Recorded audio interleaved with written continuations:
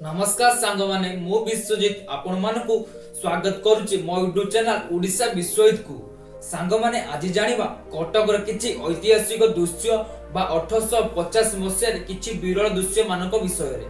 तबे आज तो कटक बहुत डेवलपमेंट करि जायछि।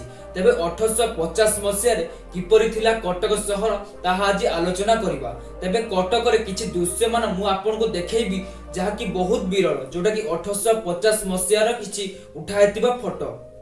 तेबे प्रथम फोटोटी होउची जोटा कि गुटे ब्रिज रे फोटो जहार नाम थिला जेब्रा ब्रिज जोटा कि काठर निर्माण करा जायतिला। ताहा दृश्य मु आपण मानकु विजुअल मध्ये देखै पारुची।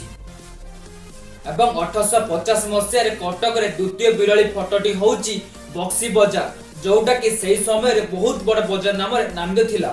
ताहा आज बहुत विरल कारण एहा होउची 1850 मसिया बहुत पुरातन फोटो।